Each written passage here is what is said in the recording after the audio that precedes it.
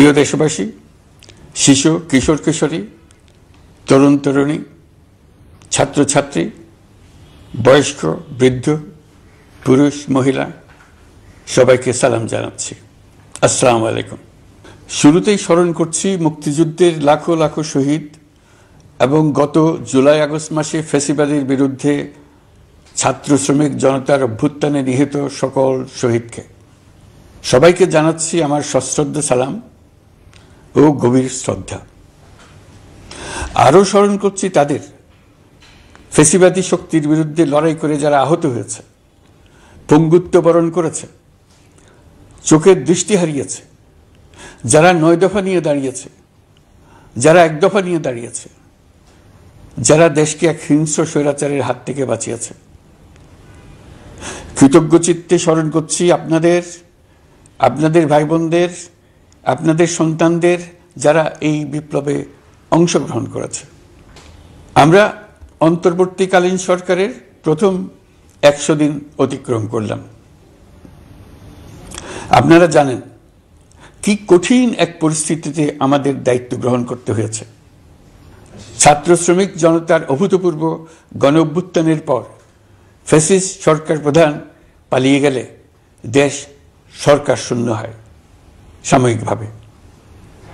Police প্রশাসন এ সময় সম্পূর্ণ নিষ্ক্রিয় হয়ে পড়লে উদ্বেগজনক এক পরিস্থিতির সৃষ্টি হয়। স্বৈরশাসনে বিপর্যস্ত এই দেশকে আমাদের সবাইকে মিলে পুনর্গঠন করতে হচ্ছে। জুলাই আগস্ট বিপ্লবের পর আমরা এমন একটি দেশ হাতে পেয়েছি যার সর্বত্র ছিল বিশৃঙ্খলা। স্বৈরশাসন টিকিয়ে রাখতে আইন শৃঙ্খলা বাহিনীকে জনগণের মুখোমুখি দাঁড় করিয়ে দেওয়া হয়েছিল। বিপ্লব চলাকালে প্রায় 1,500 ছাত্র শ্রমিক জনতার শহীদে মৃত্যু হয়। আমাদের সরকার প্রতিটি মৃত্যুর তথ্য অত্যন্ত যত্নের সাথে জোগাড় করছে। এই বিপ্লবে আহত হয়েছে 19,931 জন। আহতদের জন্য ঢাকার 13টি হাসপাতাল সহ বিভিন্ন বিশেষায়িত হাসপাতালে চিকিৎসার ব্যবস্থা করা হয়েছে। প্রতিদিনই তালিকায় আরও নতুন নতুন শহীদের তথ্য যোগ হচ্ছে, যারা স্বৈরাচারের আক্রোশের শিকার হয়ে এই পৃথিবী ছেড়ে চলে গেছেন। প্রতিটি হত্যার বিচার আমরা করবই। জুলাই আগস্ট হত্যাকাণ্ডের বিচারের যে উদ্যোগ আমরা নিয়েছি তার কাজও বেশ ভালোভাবে এগিয়ে যাচ্ছে। পতিত স্বৈরাচার শেখ হাসিনাকেও আমরা ভারতের কাছ থেকে ফেরত চাইব। কেবল জুলাই আগস্ট হত্যাকাণ্ডই নয়, আমরা গত 15 বছরে সব অপকর্মের বিচার করব। অসংখ্য মানুষ গুম হয়েছে, খুন হয়েছে। এই সময় আমরা গুমের তদন্তে একটা কমিশন গঠন করেছি। কমিশন প্রধান আমাকে জানিয়েছেন অক্টোবর পর্যন্ত তারা 1600 গুমের তথ্য পেয়েছেন। তাদের ধারণা এই সংখ্যা 3,500 ছাড়িয়ে যাবে। অনেকেই কমিশনের কাছে গুমের অভিযোগ করতে ভয় পাচ্ছেন, এই ভেবে যে অভিযুক্ত ব্যক্তিদের দ্বারা তারা আবার আক্রান্ত হতে পারেন, ক্ষতিগ্রস্ত হতে পারেন। আমি আপনাদের আশ্বস্ত করতে চাই, আপনারা দ্বিধাহীন চিত্তে কমিশনকে আপনাদের অভিযোগ জানান। কারো সাধ্য নাই আপনাদের গায়ে আবার হাত দেয়। গুম কমিশনের সদস্যদের কাছে ভুক্তভোগীদের যে বিবরণ আমরা পেয়েছি তা অত্যন্ত মর্মান্তিক। জুলাই আগস্টের বিপ্লবের পর ছাত্রছাত্রীরা শহর বন্দরের দেয়ালে দেয়ালে তাদের মনের কথা লিখেছে। তাদেরও আগে যারা গুমের শিকার হয়েছে প্রতিটি গোপন আস্তানার দেয়ালে দেয়ালে তারা লিখে গেছেন তাদের কষ্টের মর্মস্পর্শী বিবরণ। তাদের এইসব কষ্টের কথা শুনে আমাদের হৃদয় কেঁপে উঠেছে। এসবের সঙ্গে জড়িতদের আমরা বিচারের কাঠগড়ায় দাঁড় করাবই। অভিযুক্ত যত শক্তিশালী হোক, যে বাহিনীরই হোক, তাকে ছাড় দেওয়ার কোনো সুযোগ নেই। কেবল দেশে নয়, গুম, খুন ও জুলাই আগস্ট গণহত্যার সাথে জড়িতদের আমরা আন্তর্জাতিক আদালতেও বিচারের উদ্যোগ নিয়েছি। ইন্টারন্যাশনাল ক্রিমিনাল কোর্টের প্রধান কৌশলী করিম খানের সঙ্গে আমার এই ব্যাপারে ইতিমধ্যে কথা হয়েছে। আইন শৃঙ্খলা রক্ষাকারী বাহিনীগুলোর কোনো সদস্য কিংবা অন্য কেউ যাতে হত্যা, গুম সহ এই ধরনের কোনো অপরাধে জড়িয়ে পড়তে না পারে, এই জন্য আমরা গুম বিরোধী আন্তর্জাতিক সনদে স্বাক্ষর করেছি। আপনারা দেখেছেন জাতিসংঘের আন্তর্জাতিক মানবাধিকার বিষয়ক হাই কমিশনার ফলকার তুর্ক সম্প্রতি বাংলাদেশ সফর করেছেন। জাতিসংঘ জুলাই আগস্ট হত্যাকাণ্ডের তদন্তে আমাদের সহযোগিতার হাত বাড়িয়ে দিয়েছেন। ডিসেম্বর প্রথম সপ্তাহে তারা আমাদেরকে তাদের রিপোর্ট হস্তান্তর করার প্রতিশ্রুতি দিয়েছে। অতীতের গুমের ঘটনাগুলো তদন্ত কাজেও আমরা নিয়মিত তাদের সঙ্গে যোগাযোগ রক্ষা করে চলেছি। মানবাধিকার রক্ষায় সহযোগিতা করতে ঢাকায় তারা তাদের জনবল বাড়ানোর প্রস্তাব দিয়েছে। আমরা এই প্রস্তাব গ্রহণ করেছি। প্রিয় দেশবাসী, আমি আগেও জানিয়েছি, আবারও জানাচ্ছি, গণ অভ্যুত্থানে সকল শহীদদের পরিবারকে পুনর্বাসন করা হবে, একজনও বাদ যাবে না। সকল আহত শিক্ষার্থী, শ্রমিক, জনতার চিকিৎসার সম্পূর্ণ ব্যয় সরকার বহন করবে। আহতদের দীর্ঘমেয়াদী এবং ব্যয়বহুল চিকিৎসা এবং শহীদদের পরিবারের দেখাশোনার জন্য স্বাস্থ্য মন্ত্রণালয়ের নেতৃত্বে একটি পূর্ণাঙ্গ তালিকা প্রস্তুত করা হয়েছে। প্রতিটি শহীদ পরিবারকে সরকারের পক্ষ থেকে 30 লক্ষ টাকা দেওয়া হচ্ছে। যারা বুলেটের আঘাতে তাদের দৃষ্টিশক্তি হারিয়েছেন তাদের চিকিৎসার জন্য নেপাল থেকে কর্নিয়া আনার ব্যবস্থা করা হয়েছে এবং যাদের প্রয়োজন তাদেরকে সরকারের পক্ষ থেকে বিদেশে চিকিৎসার জন্য পাঠানো হচ্ছে। জুলাই অভ্যুত্থানের কোনো শহীদ এবং আহত ছাত্র, শ্রমিক চিকিৎসা সেবা এবং পুনর্বাসন পরিকল্পনা থেকে বাদ যাবে না। এটি অন্তর্বর্তীকালীন সরকারের অঙ্গীকার। এই গণ অভ্যুত্থানের শহীদের স্মৃতি ধরে রাখতে গঠিত জুলাই শহীদ স্মৃতি ফাউন্ডেশন বেশ পাকাপোক্তভাবে তাদের কাজ শুরু করেছে। এই ফাউন্ডেশনকে সরকার 100 কোটি টাকা অনুদান দিয়েছে। এছাড়াও জুলাই আগস্ট বিপ্লবে শহীদ পরিবারের পুনর্বাসন ও আহতদের সর্বোত্তম চিকিৎসা নিশ্চিত করার জন্য সমাজ কল্যাণ মন্ত্রণালয়ের পক্ষ থেকে $5 মিলিয়ন একটি বরাদ্দ প্রস্তাব অর্থনৈতিক সম্পর্ক বিভাগের মাধ্যমে বিশ্ব ব্যাংকে পাঠানো হয়েছে। পতিত স্বৈরাচার পুলিশকে দলীয় কর্মীর মতো ব্যবহার করেছে। বাধ্য হয়ে তাদের অনেকেই গণহত্যায় অংশ নিয়েছেন। খুবই স্বাভাবিক প্রতিক্রিয়া হিসেবে তারা জনরোষের শিকার হয়েছেন। এতে তাদের মনোবল অনেক কমে যায়। আমরা পুলিশের মনোবল ফিরিয়ে এনে তাদের আবার আইন শৃঙ্খলা রক্ষায় কাজে লাগানোর চেষ্টা করছি। এই ক্ষেত্রে অনেক দৃশ্যমান উন্নতিও হয়েছে। আইন শৃঙ্খলা রক্ষায় বাংলাদেশ সেনাবাহিনীকেও কিছু নির্বাহী ক্ষমতা দেওয়া হয়েছে, যা পরিস্থিতির দৃশ্যমান উন্নতিতে সহায়তা করেছে। আমি আপনাদের সবাইকে ধন্যবাদ জানাই। কঠিন এই সময়ে আপনারা সবাই অপরিসীম ধৈর্যের পরিচয় দিয়েছেন। ধন্যবাদ জানাই দেশের রাজনৈতিক দলের নেতৃবৃন্দকে। তারা তাদের কর্মীদের শান্ত থাকার আহ্বান জানিয়েছেন। প্রতিশোধ স্পৃহায় লিপ্ত হয়ে কেউ যাতে হানাহানিতে জড়িয়ে না পড়ে সেই আহ্বান জানিয়েছেন। আপনাদের সবাই এই আহ্বানে সাড়া দিয়েছেন। ফেসিবাদী শক্তি ভয় দেখিয়েছিল তারা ক্ষমতা ছাড়লে দেশে লাখ লাখ লোক মারা পড়বে। টানা 7 দিন পুলিশ প্রশাসন সম্পূর্ণ নিষ্ক্রিয়তা থাকার পরও ব্যাপক আকারে সহিংসতা এড়ানো গেছে। আমরা যখন দায়িত্ব গ্রহণ করি, বাংলাদেশ তখন সম্পূর্ণ অরক্ষিত একটা দেশ। এই সময় ধর্মীয় সংখ্যালঘুদের মধ্যে অহেতুক আতঙ্ক ছড়ানোর চেষ্টা করা হয়েছে। কয়েকটি ক্ষেত্রে তারা সহিংসতারও শিকার হয়েছেন। কিন্তু এটা নিয়ে যেসব প্রচারণা হয়েছে তা ছিল সম্পূর্ণ অতিরঞ্জিত। অল্প যে সমস্ত সহিংসতার ঘটনা ঘটেছে তার মূল কারণ ছিল রাজনৈতিক। কিন্তু এইসব ঘটনাকে ধর্মীয় আবরণ দিয়ে বাংলাদেশকে নতুন করে অস্থিতিশীল করে তোলার চেষ্টা করা হয়েছে। আপনাদের সবার সহযোগিতায় আমরা দৃঢ়ভাবে এই পরিস্থিতি সামাল দিয়েছি। আমাদের দায়িত্ব গ্রহণের 2 মাসের মাথায় দেশে দুর্গাপূজা উদযাপিত হয়েছে প্রায় 32,000 পূজা মণ্ডপে। দুর্গাপূজা উপলক্ষে নির্বাহী আদেশে একদিন অতিরিক্ত ছুটি ঘোষণা করা হয়, যা উৎসবের আমেজকে অনেক গুণ বাড়িয়ে দেয়। দুর্গাপূজাকে ঘিরে আমরা ব্যাপক নিরাপত্তা প্রস্তুতি নিই, যার ফলে দেশের হিন্দু সম্প্রদায় নির্বিঘ্নে তাদের উৎসব পালন করেছে। আমরা দায়িত্বে আসার পর যে অল্প কিছু ক্ষেত্রে তারা সহিংসতার শিকার হয়েছেন, আমরা তার প্রতিটি ঘটনার তদন্ত করেছি। শুধু হিন্দু সম্প্রদায় নয়, দেশের কোনো মানুষই যাতে কোনো রকম সহিংসতার শিকার না হয় সেজন্য আমরা যথাসাধ্য চেষ্টা করছি এবং সবসময় সে চেষ্টা করে যেতে থাকব। আপনারা জানেন, চলতি বছর বাংলাদেশের বিভিন্ন অঞ্চলে 6টি বন্যা হয়েছে। আপনাদের সবার সহযোগিতায় আমরা এই বন্যা মোকাবেলা করেছি। বাংলাদেশের দেশপ্রেমিক সশস্ত্র বাহিনী বন্যা মোকাবেলায় জনগণের সাথে কাঁধে কাঁধ মিলিয়ে কাজ করেছে। বন্যা মোকাবেলা ও বন্যা পরবর্তী পুনর্বাসনের লক্ষ্যে বিশ্বব্যাংকের $250 মিলিয়ন অনুদান এবং স্থানীয় অনুদানের মাধ্যমে 100 কোটি টাকারও বেশি অর্থ সংগ্রহ করা হয়েছে। বন্যার ফলে অনেক জায়গায় ফসলহানি হয়েছে, ব্যাহত হয়েছে পণ্য সরবরাহ শৃঙ্খল। বন্যা পরবর্তী সময়ে বাজারে শাকসবজি সহ নিত্য প্রয়োজনীয় পণ্যের দাম বেড়েছে, ফলে আপনাদের কষ্ট হয়েছে। নিত্য পণ্যের দাম সহনীয় পর্যায়ে রাখতে আমরা যথাসাধ্য চেষ্টা করছি। বাজারে ডিমের সরবরাহ বাড়ানোর জন্য আমরা 9.5 কোটি ডিম আমদানির অনুমতি দিয়েছি। এই জন্য প্রয়োজনীয় শুল্ক ছাড়ও দেওয়া হয়েছে। মধ্যস্বত্বভোগীদের দৌরাত্ম্য কমিয়ে ডিমের উৎপাদকরা যাতে সরাসরি বাজারে ডিম সরবরাহ করতে পারে সেই উদ্যোগও নেওয়া হয়েছে। মানুষ যাতে স্বল্প মূল্যে কৃষিপণ্য কিনতে পারে সেজন্য রাজধানী সহ বিভিন্ন স্পটে সরকারি কিছু পণ্য বিক্রি করা হচ্ছে। টিসিবির মাধ্যমে 1 কোটি নিম্ন আয়ের ফ্যামিলি কার্ডের মধ্যে 57 লাখকে স্মার্ট কার্ডে রূপান্তরিত করা হয়েছে। বন্যার ফলে চালের উৎপাদন ব্যাহত হওয়ায় চাল আমদানিতে শুল্ক ছাড় দেওয়া হয়েছে।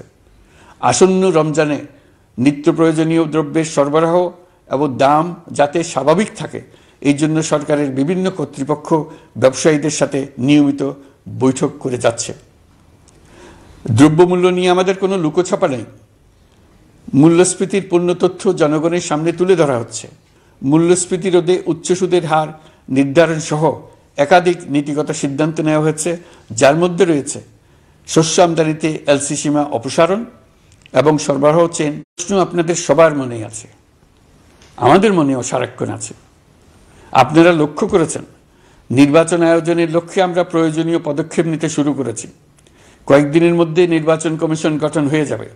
তারপর থেকে নির্বাচন আয়োজন করার সমস্ত দায়িত্ব তাদের উপর বর্তাবে। নির্বাচন কমিশন ভোটার তালিকা হালনাগাদ সহ আরও কিছু কাজ শুরু করে দিতে পারবে, যা একটা অবাধ নির্বাচনের সাথে সরাসরি সম্পৃক্ত। প্রথমবারের মতো প্রবাসী বাংলাদেশিরা পোস্টাল ব্যালটের মাধ্যমে যাতে তাদের ভোটাধিকার প্রয়োগ করতে পারে সে লক্ষ্যেও সরকার কাজ করছে। তবে আমরা মনে করি না যে একটা নির্বাচন কমিশন গঠন করে দিলেই নির্বাচন আয়োজনে আমাদের দায়িত্ব শেষ। রাষ্ট্র ব্যবস্থায় সংস্কার আমাদের এই সরকারের অন্যতম অঙ্গীকার। আপনারাই আমাদেরকে এই ম্যান্ডেট দিয়েছেন। যেই 6টি সংস্কার কমিশন আমরা শুরুতে গঠন করেছিলাম তারা ইতোমধ্যে তাদের কার্যক্রম অনেক দূর এগিয়ে নিয়েছে। বিভিন্ন গণমাধ্যমে আপনারা তাদের কার্যক্রমের আপডেটও দেখছেন। কয়েকটি সংস্কার কমিশন ডিজিটাল প্ল্যাটফর্ম গঠন করেছে। আমার অনুরোধ, আপনারা এই প্ল্যাটফর্মে উৎসাহ সহকারে আপনাদের মতামত জানাতে থাকুন। প্রথম 6টি সংস্কার কমিশনের মধ্যে একটি হলো নির্বাচন সংস্কার কমিশন। নির্বাচন অনুষ্ঠানের জন্য এই কমিশনের সুপারিশমালা অত্যন্ত জরুরি। তাদের প্ল্যাটফর্মে যান, আপনার মতামত খোলাখুলিভাবে তুলে ধরুন। আপনি দেশের মালিক, আপনি বলে দিন আপনি কি চান, কিভাবে চান। নির্বাচন নিয়ে আপনাদের সকল বক্তব্য বিনা দ্বিধায় বলতে থাকুন। আপনার মনের কথা তুলে ধরুন। আমার অনুরোধ, সংস্কারের কথাটাও একই সঙ্গে বলুন। সংস্কারকে পাশ কাটিয়ে যাবেন না। নির্বাচনের কথা বলার সঙ্গে নির্বাচন ও অন্যান্য ক্ষেত্রে সংস্কারের কথাটিও বলুন। সংস্কার হলো জাতির দীর্ঘমেয়াদী জীবনী শক্তি। সংস্কার জাতিকে, বিশেষ করে আমাদের তরুণ তরুণীদের নতুন পৃথিবী সৃষ্টির সুযোগ দেবে। জাতিকে বঞ্চিত করবেন না। নির্বাচন আয়োজনে যে সংস্কার কমিশনের সুপারিশমালায় রাজনৈতিক দলসমূহ এবং দেশের সকল মানুষের মতামত অপরিহার্য, সেই কমিশন হলো সংবিধান সংস্কার কমিশন। এই সুপারিশমালার যে অংশ সকলের কাছে গ্রহণযোগ্য হবে তার ভিত্তিতে নির্বাচনী আইন সংশোধন করতে হবে। সমান্তরালভাবে ভোটার তালিকাও হালনাগাদ করার প্রক্রিয়া চলতে থাকবে। আমি নিশ্চিত নই সংস্কার প্রস্তাবসমূহ বাস্তবায়নের সুযোগ আমরা কতটুকু পাব। তবে আমি আপনাদের কথা দিচ্ছি, আপনারা সুযোগ দিলে প্রয়োজনীয় কিছু অত্যাবশ্যকীয় সংস্কার কাজ শেষ করেই আমরা আপনাদের কাঙ্ক্ষিত নির্বাচন আয়োজন করব। ততদিন পর্যন্ত আমি আপনাদের ধৈর্য ধারণ করার অনুরোধ করব। আমরা চাইব আমরা যেন এমন একটি নির্বাচন ব্যবস্থা সৃষ্টি করতে পারি যা যুগ যুগ ধরে অনুসরণ করা যাবে। এর ফলে সাংবৎসরিক রাজনৈতিক সংকট থেকে আমাদের দেশ রক্ষা পাবে। এই জন্য প্রয়োজনীয় সময়টুকু আমি আপনাদের কাছ থেকে চেয়ে নিচ্ছি। নির্বাচনী সংস্কারের সিদ্ধান্ত হয়ে গেলে খুব দ্রুত আপনারা নির্বাচনের রোডম্যাপও পেয়ে যাবেন। অন্তর্বর্তী সরকার সৃষ্টি হয়েছে রাজনীতিকে নীতির কাঠামোয় আনার জন্য এবং রাজনীতির জন্য নতুন পরিবেশ সৃষ্টির নিবিড় আকাঙ্ক্ষা থেকে। এই আকাঙ্ক্ষা পূরণ করা থেকে জাতিকে বঞ্চিত করবেন না। নির্বাচনের ট্রেন যাত্রা শুরু করেছে, এটা আর থামবে না, কিন্তু যেতে যেতে আমাদের অনেকগুলো কাজ সেরে ফেলতে হবে। এই ট্রেন শেষ স্টেশনে কখন পৌঁছবে সেটা নির্ভর করবে কত তাড়াতাড়ি আমরা তার জন্য রেল লাইনগুলো বসিয়ে দিতে পারি, আর তা হবে রাজনৈতিক দলসমূহের ঐক্যমত্যের মাধ্যমে। ইতিমধ্যে অন্যান্য সংস্কার কমিশনের সুপারিশমালা নিয়ে আলাপ চলতে থাকবে। নির্বাচন ছাড়াও আরও গুরুত্বপূর্ণ সংস্কার করার ব্যাপারে ঐক্যমত গঠনের জন্য অতিরিক্ত সময় প্রয়োজন হতে পারে। দেশবাসীর কাছে, বিশেষ করে রাজনৈতিক দলগুলির কাছে আমরা ক্রমাগতভাবে প্রশ্ন তুলতে থাকব, কী কী সংস্কার নির্বাচনের আগে আপনারা করে নিতে চান। নির্বাচনের আয়োজন চলাকালীন কিছু সংস্কার হতে পারে, সংস্কারের জন্য নির্বাচনকে কয়েক মাস বিলম্বিতও করা যেতে পারে। আমরা দুদিন পরে চলে যাব, কিন্তু আমাদের মাধ্যমে জাতির জন্য যে ঐতিহাসিক সুযোগ সৃষ্টি হলো, সেই সুযোগটা যেন কোনো রকমই হাতছাড়া করে না দিই, এটার ব্যাপারে দৃঢ় থাকার জন্য আমি দলমত, নারী পুরুষ, ধর্ম, তরুণ, বৃদ্ধ, ছাত্র, ব্যবসায়ী, শ্রমিক, কৃষক নির্বিশেষে সবার কাছে আহ্বান জানাচ্ছি। আশা করি আপনারা আমার এই আবেদন গ্রহণ করবেন। দেশে সংগঠিত অন্যান্য অপরাধের বিচার প্রক্রিয়া ত্বরান্বিত করার জন্য দেশের বিভিন্ন জেলায় সহস্রাধিক প্রসিকিউটর নিয়োগ দেওয়া হয়েছে। হাইকোর্টে ইতিমধ্যে নিয়োগ দেওয়া হয়েছে 23 জন নতুন বিচারক। বিচার বিভাগকে ঘুষ ও দুর্নীতিমুক্ত করার জন্য সম্ভব সব ধরনের চেষ্টাই করা হচ্ছে। বিচারপতিদের নিয়মতান্ত্রিক উপায়ে শাস্তিমূলক ব্যবস্থা গ্রহণের জন্য সুপ্রিম জুডিশিয়াল কাউন্সিল পুনর্বহাল করা হয়েছে। শুধু বিচার বিভাগই নয়, সর্বগ্রাসী দুর্নীতির হাত থেকে দেশের সব খাতকেই রক্ষা করতে আমরা সচেষ্ট হয়েছি। দুর্নীতি দমন কমিশন পুনর্গঠনের কাজ প্রায় শেষ পর্যায়ে। দুর্নীতি ও অর্থ পাচারে অভিযুক্ত প্রভাবশালী 150 ব্যক্তির তালিকা তৈরি এবং 79 জনের বিরুদ্ধে অনুসন্ধান শুরু হয়েছে। 15% হারে আয়কর পরিশোধ করে অপ্রদর্শিত পরিসম্পদ অর্থাৎ কালো টাকা সাদা করার বিধান বাতিল করা হয়েছে। সরকারি কার্যক্রমকে গতিশীল করতে বিভিন্ন পর্যায়ের 19,084 জন কর্মকর্তা কর্মচারীকে পদোন্নতি, 13,429 জনকে বদলি এবং 12,636 জনের বিরুদ্ধে শাস্তিমূলক ব্যবস্থা গ্রহণ করা হয়েছে। সাংবিধানিক প্রতিষ্ঠান পাবলিক সার্ভিস কমিশন পুনর্গঠন করা হয়েছে। কুখ্যাত সাইবার সিকিউরিটি আইন বাতিলের নীতিগত সিদ্ধান্ত হয়েছে। এই আইনের অধীনে হওয়া যেসব মামলা মানুষের মত প্রকাশের অধিকারের সাথে সম্পর্কিত সেগুলো প্রত্যাহার করা হয়েছে। এছাড়াও 133টি আইন বিধিবিধান তৈরি ও সংশোধন করা হয়েছে। 353টি গুরুত্বপূর্ণ নীতি নির্ধারণের সিদ্ধান্ত গ্রহণ করা হয়েছে। ছাত্রছাত্রীদের দাবি মেনে ইতিমধ্যে সরকারি চাকরির বয়সসীমা 32-এ উন্নীত করা হয়েছে।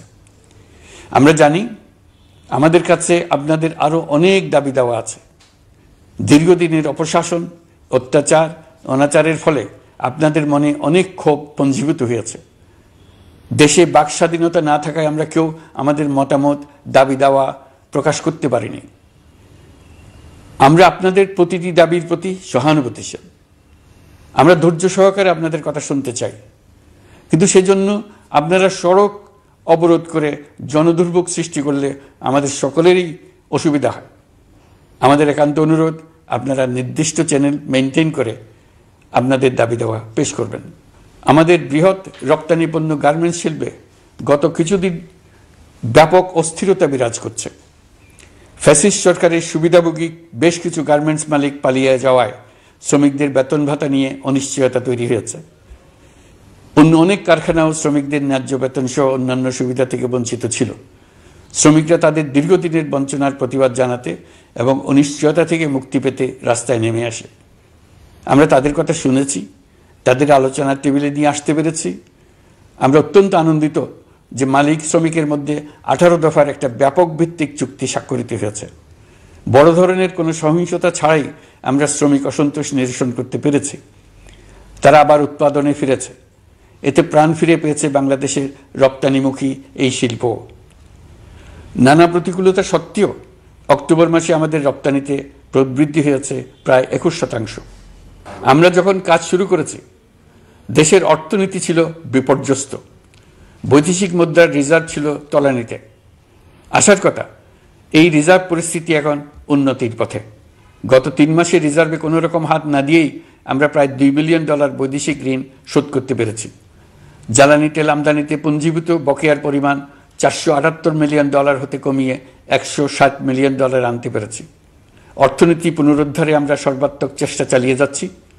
বিশ্বব্যাংক, IMF সহ বিভিন্ন দাতা সংস্থা ইতিমধ্যে ঋণ ও অনুদান হিসেবে $8 বিলিয়ন দেওয়ার প্রতিশ্রুতি দিয়েছে, যা আমাদের ভঙ্গুর অর্থনীতিকে সচল করতে সক্ষম হবে। পতিত সরকার আমাদের জন্য যে ভঙ্গুর অর্থনৈতিক পরিস্থিতি রেখে গিয়েছে, তাতে রাজস্ব আদায়ে গতি আনতে হিমশিম খেতে হচ্ছে জাতীয় রাজস্ব বোর্ডকে। এর মধ্যেও জুলাইয়ের নেতিবাচক অবস্থা থেকে অক্টোবর নাগাদ রাজস্ব আদায়ে 9.9% প্রবৃদ্ধি অর্জিত হয়েছে। আগের অর্থ বছরের সংশোধিত বাজেটে বিপুল রাজস্ব ঘাটতি ছিল, যে কারণে এবার শুরু থেকেই রাজস্ব আদায়ের লক্ষ্যমাত্রা অনেক বেড়ে যায়। এর ফলে স্বৈরাচার পতনের পরবর্তী 3 মাসে 9.9% রাজস্ব বৃদ্ধির পরেও লক্ষ্যমাত্রার বিপরীতে 23% বেশি ঘাটতি থেকে যায়। রাজস্ব আদায়ের গতি আনতে আমি এখন অনলাইনে আয়কর রিটার্ন জমা দিতে উৎসাহিত করছি। আন্তর্জাতিক সাহায্য সংস্থা, বিশ্বব্যাংক, IMF, UNDP ইত্যাদি প্রধানদের সঙ্গে আমার দীর্ঘ বৈঠক হয়েছে। তারাও বাংলাদেশকে নতুনভাবে এবং সর্বাত্মকভাবে সাহায্যের জন্য তাদের আগ্রহ ব্যক্ত করেছেন। চীনের পররাষ্ট্রমন্ত্রীর সঙ্গে একান্ত বৈঠকে চীনের পক্ষ থেকে যাবতীয় সাহায্যের আশ্বাস দিয়েছেন। 100 দিন আগে আর্থিক দিক থেকে আমরা যে লণ্ডভণ্ড অবস্থা থেকে যাত্রা শুরু করেছিলাম, সেটা এখন অতীত ইতিহাস হয়ে দাঁড়িয়েছে। এই 100 দিনে অর্থনীতি সবল অবস্থানে চলে আসছে। এটা সম্পূর্ণ নিজস্ব নীতিমালা দিয়ে হয়েছে। বলা বাহুল্য, এখনো আমাদের বন্ধুদের কাছ থেকে যে সাহায্যের আয়োজন হয়েছে তা আসা শুরু করেনি। বন্ধু রাষ্ট্রগুলো শুধু যে আমাদের বড় বড় অঙ্কের সাহায্য দিয়ে আসছে তাই নয়, তারা এই সাহায্য দ্রুততম সময়ে আসা শুরু করবে এই প্রতিশ্রুতিও আমাকে দিয়েছেন। এই সাহায্য আসা শুরু করলে আমাদের অর্থনীতি অত্যন্ত মজবুত এবং আকর্ষণীয় অর্থনীতিতে পরিণত হবে। বিদেশি বিনিয়োগকারীরাও নানা রকম বিনিয়োগে উৎসাহিত হয়ে এগিয়ে আসবে। বিনিয়োগকারীদের সঙ্গে এখন থেকে আমরা আলোচনা শুরু করে দিয়েছি। বিশ্বের রাষ্ট্রপুঞ্জের মজলিসে আমরা এখন সম্মানিত এবং প্রশংসিত দেশের অবস্থানে পৌঁছতে পেরেছি। এর কারণে পরাজিত শক্তি নানা কৌশল করেও তাদের দিকে দৃষ্টি আকর্ষণ করতে পারছে না। তারা নানা চেহারা নিয়ে আপনাদের প্রিয়পাত্র হবার চেষ্টা করছে। পরাজিত শক্তির ষড়যন্ত্র থেকে নিজেকে মুক্ত রাখুন, দেশকে মুক্ত রাখুন। এই ব্যাপারে অনড় থাকুন। এমন কিছু করবেন না যা তাদেরকে উৎসাহিত করতে সাহায্য করে। তাদেরকে সকল দিক থেকে নিরাশ করুন। সেটা নিশ্চিত করতে পারলে আমাদের আর কোনো বিষয়ে সংশয় করার প্রয়োজন নেই। সরকারের পক্ষ থেকে আমি নিশ্চয়তা দিচ্ছি, সকল প্রকার সীমাবদ্ধতা সত্ত্বেও আমরা আপনাদেরকে একটা মজবুত অর্থনীতি দিয়ে যাব। ভবিষ্যতে চলার পথকে সহজগম্য করে যাব। নাগরিক অধিকারসমূহ নিশ্চিত করে যাব। বিপক্ষ শক্তি যত শক্তিশালী হোক, নাশকতার যত রকম উদ্ভট পরিকল্পনাই করুক, সব কিছু নস্যাৎ করার জন্য প্রস্তুত থাকুন। এবার যে মুক্তি আমরা অর্জন করেছি তা আমাদের কাছ থেকে কেউ যেন ছিনিয়ে নিতে না পারে, তার জন্য সর্বমুহূর্তে প্রস্তুত থাকুন। আপনারা জেনেছেন, পতিত সরকার ও তার দোসররা প্রতি বছর দেশ থেকে $12 থেকে $15 বিলিয়ন পাচার করেছে।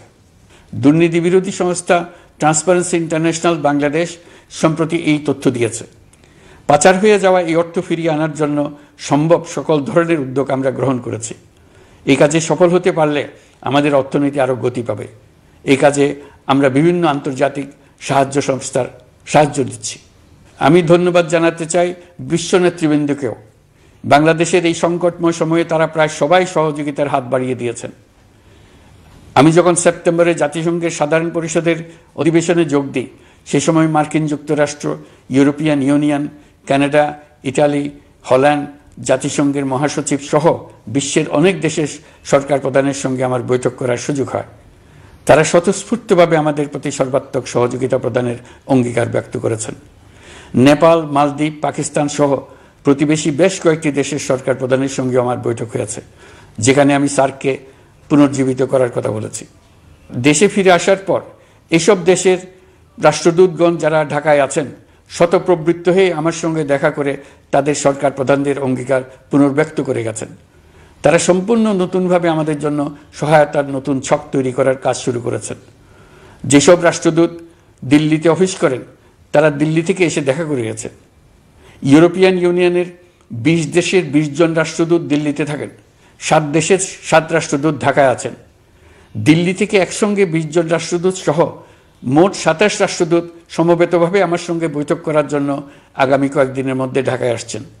আগে কখনো ইউরোপিয়ান ইউনিয়নের 27 জন রাষ্ট্রদূত একত্র হয়ে সরকারের সঙ্গে আলোচনায় বসেনি। দিল্লি থেকে এই বিশাল সংখ্যক রাষ্ট্রদূত একসঙ্গে বৈঠক করার জন্য কোনোদিন আসেনি। এবার এই কাজটি করার পেছনে আছে ইউরোপিয়ান ইউনিয়নের সমর্থন প্রকাশ করা এবং অর্থনৈতিক ক্ষেত্রে উচ্চ পর্যায়ের সহযোগিতা গড়ে তোলা। ইতিমধ্যে আমার সঙ্গে দেখা করেছেন সৌদি আরব, সংযুক্ত আরব আমিরাত, ব্রাজিল, তুরস্ক, রাশিয়া, ফিনল্যান্ড, সিঙ্গাপুর, লিবিয়া সহ অনেক দেশের রাষ্ট্রদূত। দ্বিপাক্ষিক নানা সহযোগিতা সহ বাণিজ্য বিনিয়োগ বৃদ্ধির আশ্বাস তারা দিয়েছেন। আমরা প্রবাসী বাংলাদেশিদেরও বেসরকারি খাতে বিনিয়োগ করার জন্য আহ্বান জানাচ্ছি। বাংলাদেশের অর্থনৈতিক উন্নয়নে তরুণদের কর্মসংস্থানের মূলে রয়েছে বেসরকারি খাত। আমাদের বিনিয়োগ বোর্ডের নির্বাহী চেয়ারম্যান 2 শতাধিক বেসরকারি প্রতিষ্ঠানের প্রধান নির্বাহী, উদ্যোক্তা ও বিনিয়োগকারীর সঙ্গে পৃথক পৃথকভাবে বৈঠক করেছেন। নীতির ধারাবাহিকতার অভাব, সরকারি বেসরকারি পর্যায়ে মত বিনিময়ের অভাব, সরকারি অফিসের জটিল প্রক্রিয়া এবং সর্বোপরি দুর্নীতি বিদ্যমান বিনিয়োগকারীদের সমস্যায় ফেলেছে। বিনিয়োগকারীদের উদ্বেগ নিরসনে আমরা অনেকগুলো কাজ করেছি। ইতিমধ্যে সত্যিকারের ওয়ান স্টপ সার্ভিস চালু হয়েছে।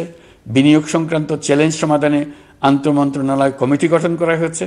বেসরকারি খাতের উপদেষ্টা কাউন্সিল ও ডিজিটালাইজেশনের মাধ্যমে সরকারি অফিসে না এসে প্রয়োজনীয় কর্মসম্পাদনের পদক্ষেপ নেওয়া হয়েছে।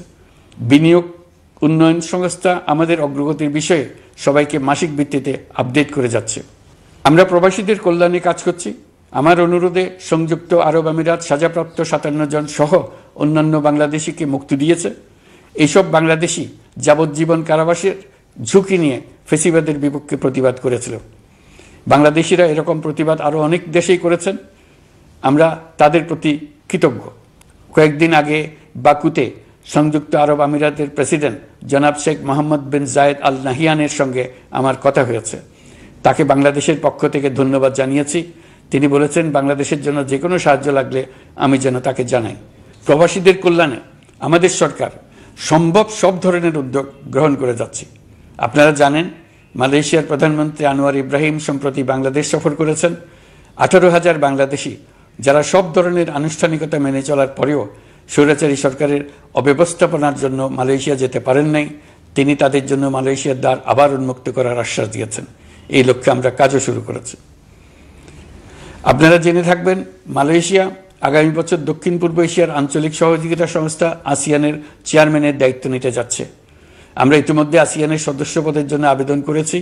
মালয়েশিয়ার প্রধানমন্ত্রী আমাদের আবেদন সক্রিয়ভাবে বিবেচনার আশ্বাস দিয়েছেন। একই ধরনের আশ্বাস আমরা পেয়েছি ইন্দোনেশিয়া থেকেও। ইন্দোনেশিয়ার পক্ষ থেকে সে দেশে রাষ্ট্রীয় সফরে যাওয়ার জন্য আমাকে অনুরোধ করেছে। সৌদি আরব সহ বিশ্বের আরও অনেক দেশ আমাদের সঙ্গে সহযোগিতা বৃদ্ধির প্রস্তাব দিয়েছে। প্রথমবারের মতো ওআইসি সদর দপ্তরে আমরা স্থায়ীভাবে রাষ্ট্রদূত নিয়োগ দিয়েছি। তুরস্কের রাষ্ট্রপতি রিসেপ তাইয়েপ এরদোগানের সাথে আগে আমার টেলিফোনে আলাপ হয়েছে।